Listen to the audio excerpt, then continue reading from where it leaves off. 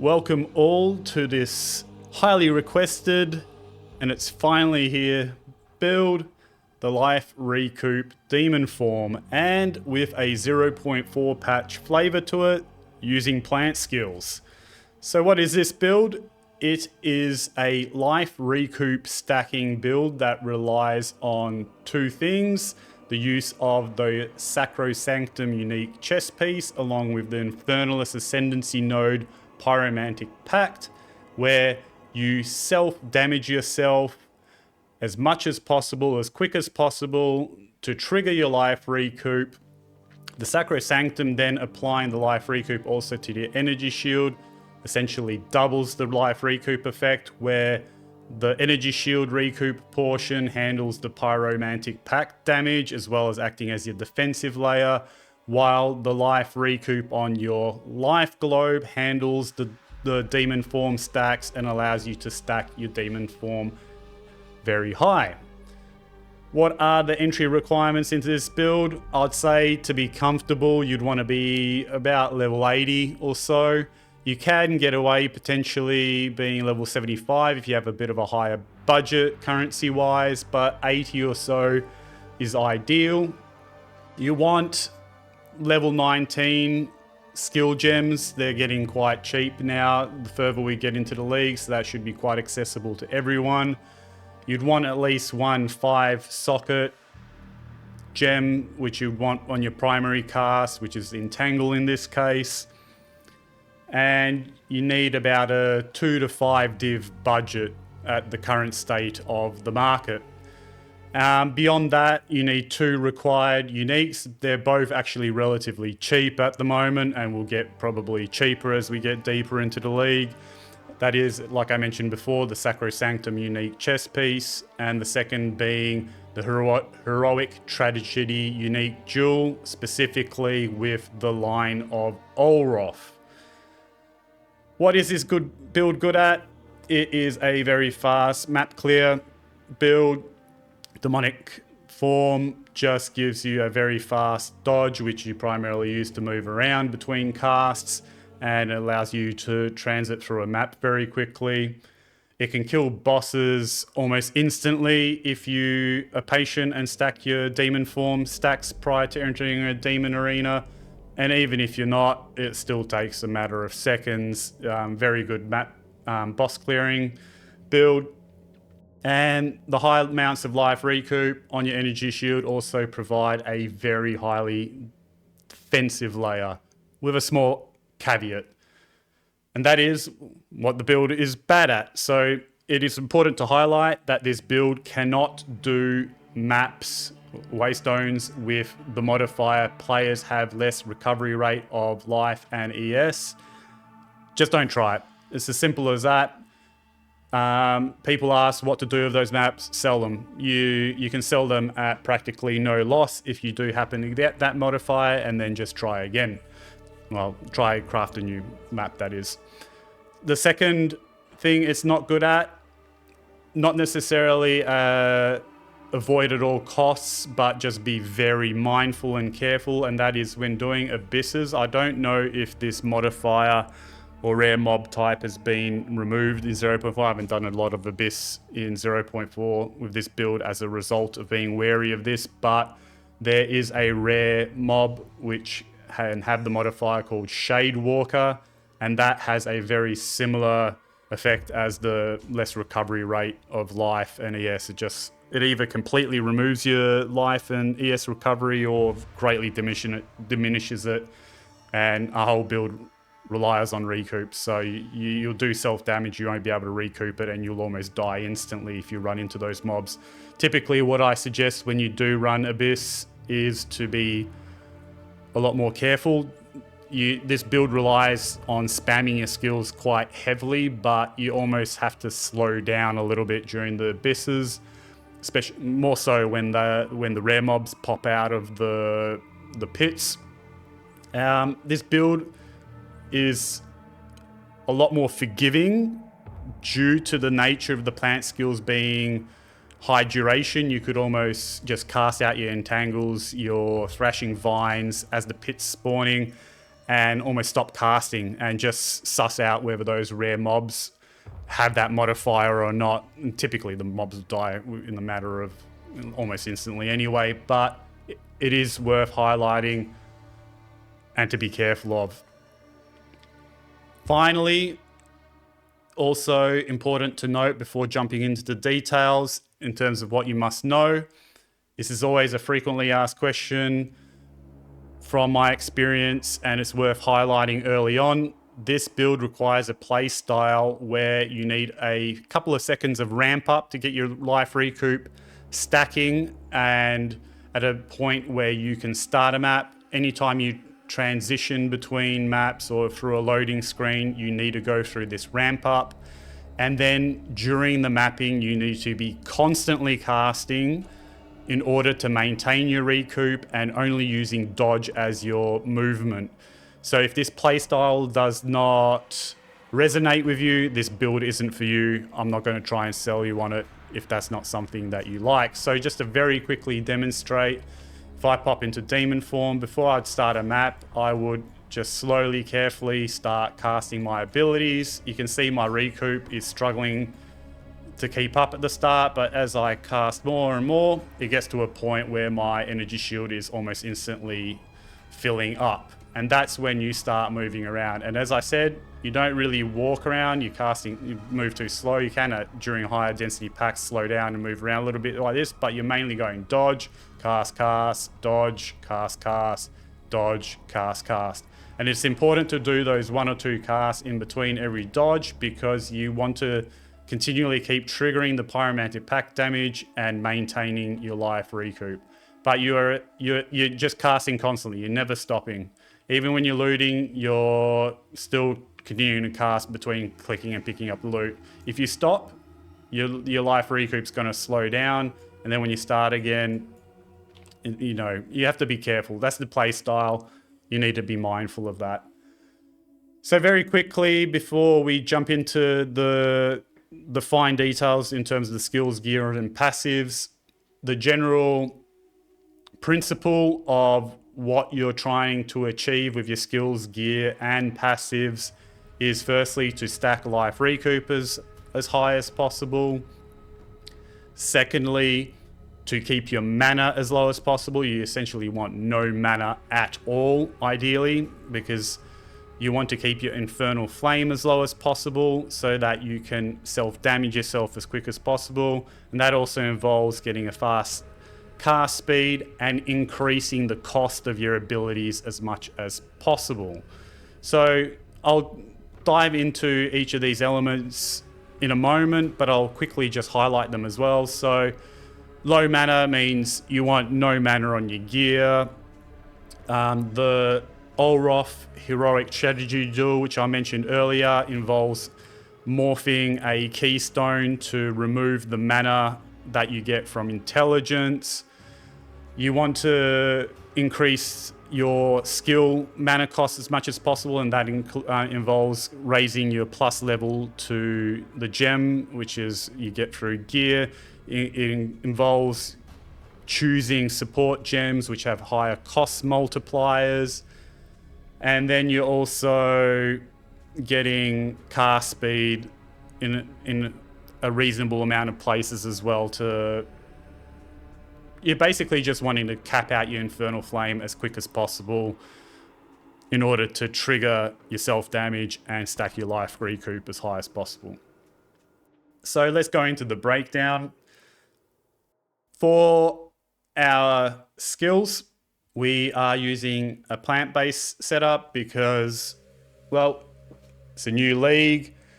The life recoup demon form build hasn't really changed all that much for 0.3, so the way we can change it is to make it a bit more fresh, is to use the new abilities, and they actually work quite well with this build.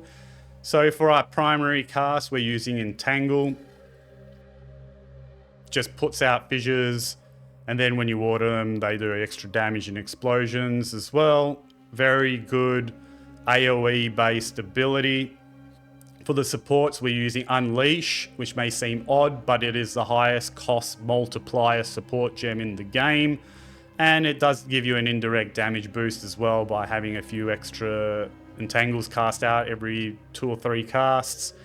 We're getting branching fissures. That's to increase the AoE. It just extends the fissures much further, which helps very much with your map clear and speeding up your map clear. And it, again, also has a very good cost multiplier, so that's a bonus effect as well.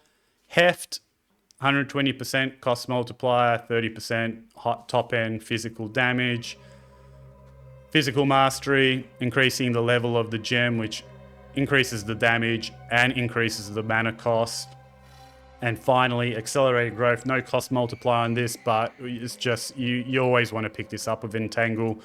It creates AoE, extra AoE explosions, and does a lot of damage when it's watered, overgrown. In terms of how we water and overgrow, and one thing I will jump into from a gear perspective, and I forgot to mention it earlier in terms of what a requirement is. This build does require a dueling wand, and the reason for that is the spell slinger ability from it over here is a meta ability, which is essentially a completely free meta ability. You gain energy simply from casting.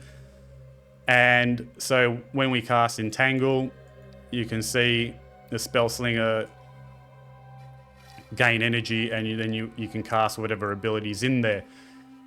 There's a few options which you could put into here. You could put in Bone Cage, you could put in another Entangle, you could put in your Thrashing Vines. But I like to set the builds up to be as simple and efficient to use as possible, the least amount of button clicks. So I have actually just put in the Thunderstorm here. So as you're casting Entangles, it's building up energy, and then it's self-casting Thunderstorm for free on top of it very quickly, and you're essentially always ensuring that your Entangle is watered. And it just works very easily. Put in Overabundance just to allow 2 Thunderstorms to get popped out instead of the 1, and the less duration makes no difference because this is self-casting so quickly, it makes no difference. And we've got just 2 energy-based supports here to make this cast as quick as possible. Making it cast as quick as possible is not to get more Thunderstorms out necessarily for their benefit, it's just to also consume that Infernal Flame as quick as possible. And that is, in general, what this Spell Slinger meta ability is for. Not only does it provide the convenience of having something automatically cast for you just by holding down a button, it also caps out our Infernal Flame much, much quicker. You probably in the range of about 35% odd quicker than you would just by simply using Entangle by itself. Then finally, we got Thrashing Vines. Pretty much only ever need this on high density, maybe in a breach or an abyss, but primarily it's used for bosses. For the supports, considered casting, Heft, Blindside, which may seem odd, but the Overgrow on Entangle blinds enemies, and then this is just a multiplicative effect on your crit hit and crit damage, which we are stacking a lot of in this build, which I'll show once we get to the passive tree. Concentrated area and armor break. This because I don't get armor break on the passive tree, so I need it somewhere for the extra damage boost, so I just put it on the Thrashing Vine so that we have armor break on the bosses. If you have the budget, if you've got a top end budget, there is a Lineage gem which has a much better armor break on it, or you could get something like a Megalomaniac unique jewel with Cut the Bone, the passive, which provides armor break on crit hits, I believe. So that is the only abilities we have. So in terms of how then you use them, you hold down I've got my Entangle on my left button click, and then I have my Spell Slinger on the right. So I essentially I don't even spam, keep clicking them and get RSI. I just hold them both down and then use the WASD for movement So it's just hold down the 2 buttons and dodge around. Very simple. Like I said, I've tried to set this up to be as simple as possible. Hold down the 2 buttons and dodge around, and that's all you're doing. And then once you get to a rare or a high density pack, or you get to the boss, you just use your Thrashing Finds button and put that down. It has a high duration, and then you just continue on. Very simple playstyle in terms of what you need to click. Moving on to your spirit gems, there are 2 options, one being an offensive option, one being a defensive option. For the offensive option, you can have a cast on crit with Bone Cage, where a physical based, plants are physical based, and so is Bone Cage, and Bone Cage has quite a high crit chance and base damage, so it's a good option for cast on crit. Within there, we have Astral Projection, because Bone Cage normally casts around you, and we don't want that, especially on bosses. We don't want to be sitting on top of the boss necessarily. So Astral Projection is great. Spell Cascade is good both from a AoE perspective, but also the cascades of the Bone Cage will typically overlap, allowing 2 Bone Cages to hit a boss. So some bosses even, which have big hitboxes, you could almost get all 3 of the Bone Cages to hit the boss. So it's actually quite a big damage boost as well, this support gem. And Efficiency is there for one particular reason, and that is, from my experience, especially in 0.3, where I was playing these Demon Form builds quite a lot, Cast on Crit can be a bit risky in this build, in that it could, especially on bosses, I have had scenarios where Cast on Crit triggers so much and so quickly that the recoup cannot keep up with the amount of self-damage you're taking due to the Infernal Flame capping out so rapidly. So I deliberately, as a means of mitigating that chance, and it seems to work well from the couple of the 12 or 24 odd bosses I've done so far of this build, Efficiency by reducing its costs. So as much as we want to self-damage ourselves as quick as possible, Cast on Crit can do it a little bit too quick sometimes. So by reducing its costs, we mitigate that, and it seems to be all right. For our second option, we can take the Whispers of Doom Keystone passive and have a Blasphemy with 2 defensive curses in there, being Temporal Chains and Enfeeble. And then we just have 2 support gems, Ritualistic Curse and Magnified Area, to increase the area effect. Now, in an ideal world, you could actually potentially have both of these. You could get a Spirit Enchant on your helmet and Spirit on your amulet, and couple that with the Spirit that you get implicitly on the Sacrosanctum chest piece. You could technically get to enough Spirit to run both of these, or at least run Cast on Crit with Blasphemy with 1 curse in there. So that is an option as well. Third option is you could run Blasphemy during the maps, because you don't really need the extra damage from Cast on Crit during mapping, so you have the extra defenses during mapping, and then you toggle on off Blasphemy for the boss and toggle on Cast on Crit, because Cast on Crit is especially good for bosses. But that's a little bit finicky, but it's an option that I will highlight. Moving on to gear. Highest priority is plus level to spells, so plus level the physical on your wand, or you could get plus all skills. You want that on your wand, you want that on your focus, and you want that on your amulet.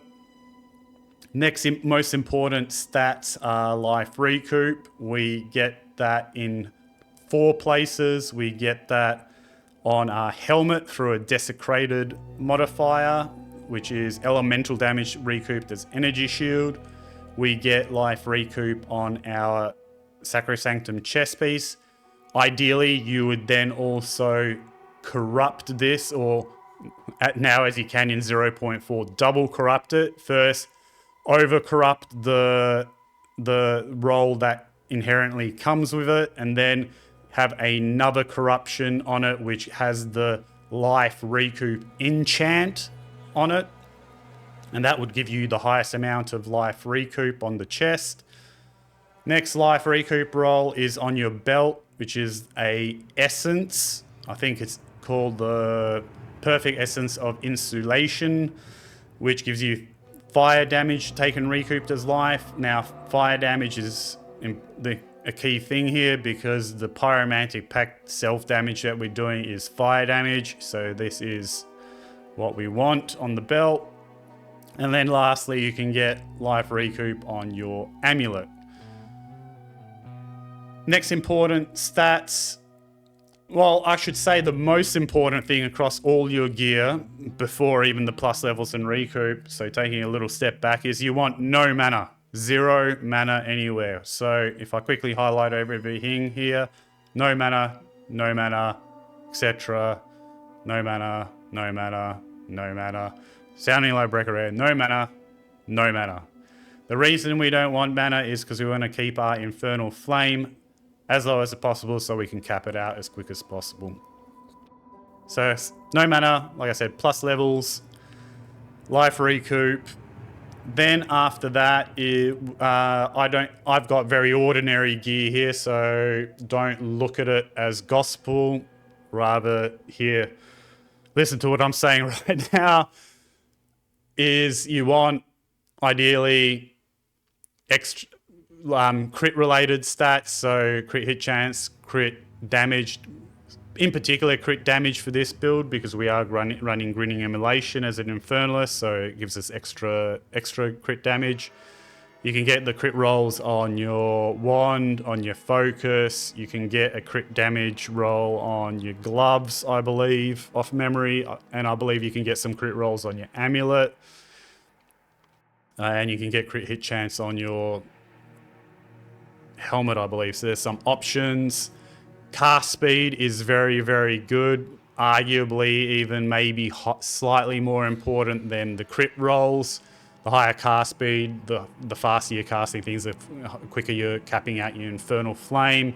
So you can get your cast speed on your wand, focus. You can get it on rings. I think I do have a cast speed roll there. There we go. And I think the cast speed also on your amulet. There's quite a few options on your amulet. Obviously for your wand, spell damage, gain damages extra, all very good.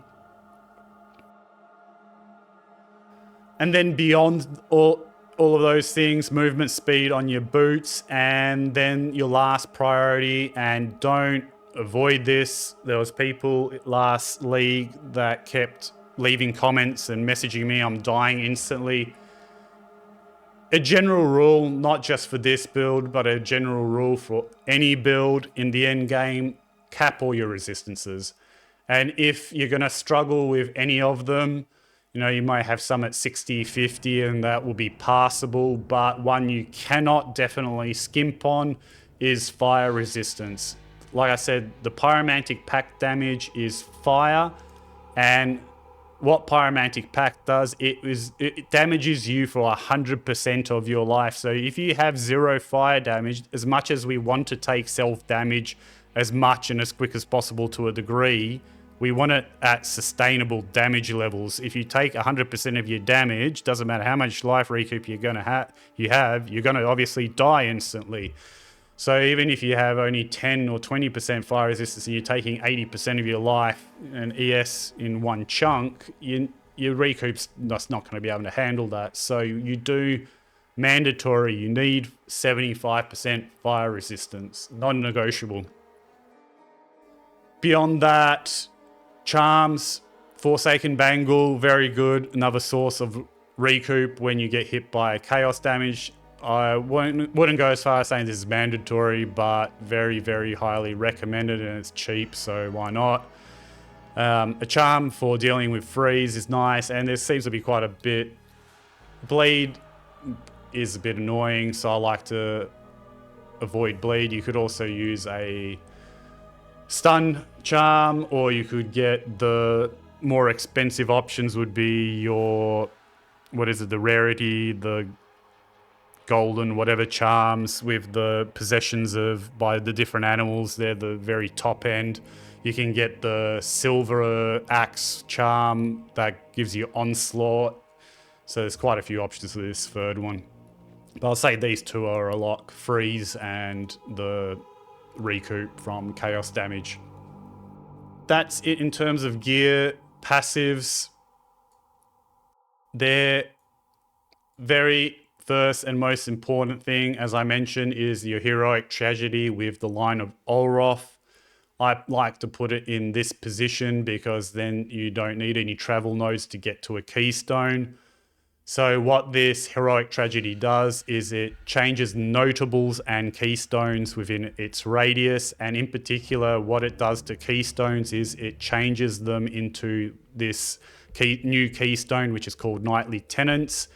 And the line that we are interested in is gain no inherent bonus from intelligence, which means gain no mana from your intelligence. Since we run, you need a minimum of 147 to hit all your gem skill requirements. So with 2 mana per intelligence, we are completely removing 300 mana by taking this keystone. Pyromantic Pact then doubles your mana, so that would typically mean we would have almost twice as much Infernal Flame, which would mean we'd need to cast twice as much to get this. It would be this one keystone essentially doubles the amount of recoup you can get. It's mandatory. Beyond that, what this jewel does, and this will be completely RNG, random, is it will also convert notables, and some of the very good notables that you can get from it are, one is natural energies, which gives you a big amount of energy shield, as well as lightning resistance, which is always a massive bonus. This is a tremendous notable that you can get. And another very good one is Oaken Form, because it is 10% recoup on one passive, which is also a very high roll. I've gotten quite lucky here where I've gotten 2 natural energies and an Oaken Form, all within good travel nodes, which are all useful for me. You can't rely on this though, it isn't mandatory. Unfortunately, there's not even a calculator or a website you can use. Max roll does, or at least used to be accurate, but in 0.4 it seems like the seeding for this jewel has changed. I bought this jewel expecting natural energies to be, I think, in these 2 places, which is also 2 good places with good travel nodes. I put it in, and lo and behold, that wasn't the case. So max roll seems to be out of date. It may be up to date at the time you watch this video, but don't be wary. A lot of it's probably just going to come down to randomness.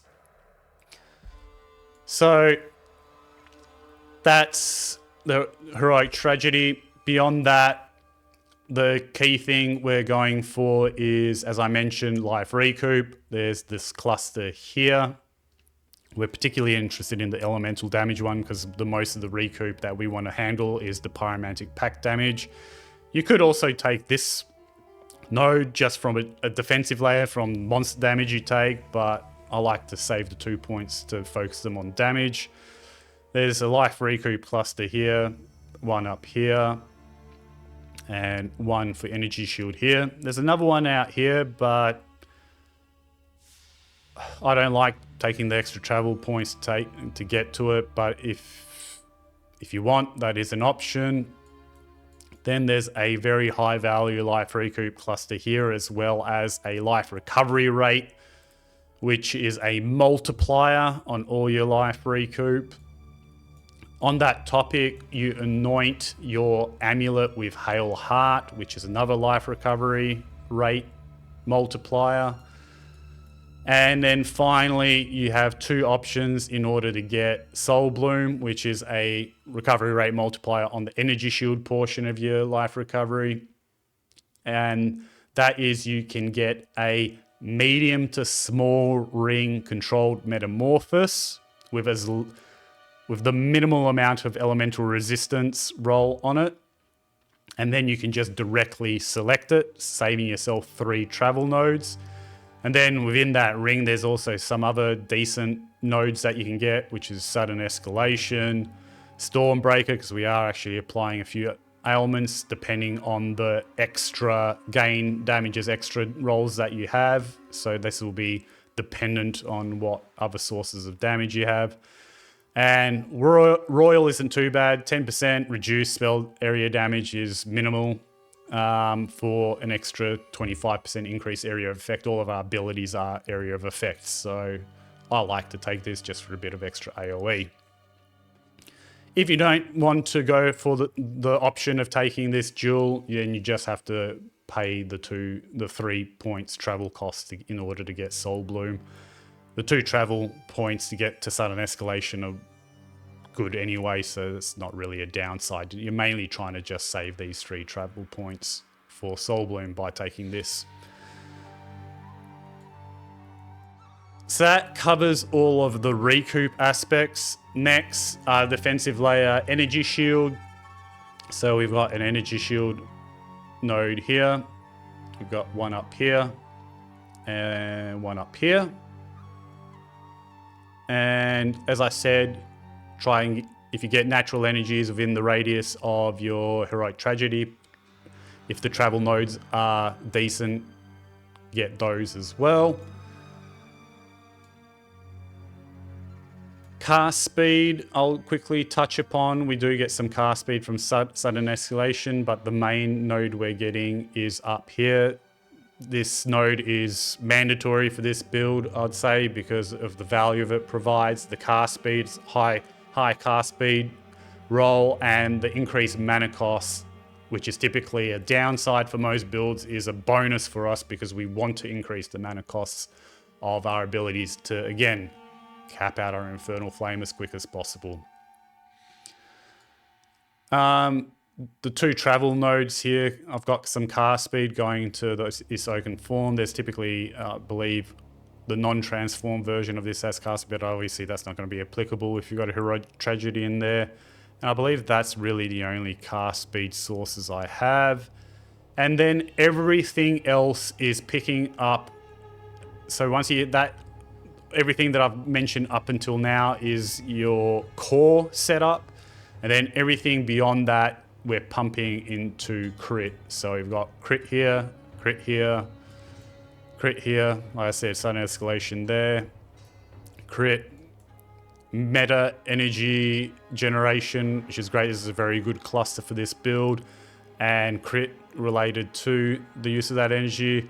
Crit and crit. So it's a very high crit stacking build.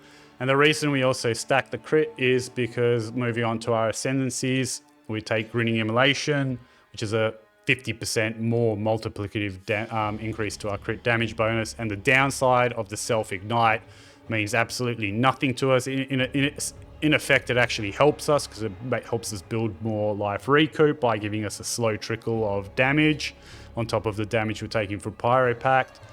And then, obviously, Pyro Pact, mandatory, and our Uncapped Demon Form. And that's it. Hope you enjoy. I know a lot of you are waiting for this build and an update for 0.4. I hope this fresh spin on it is something that interests you.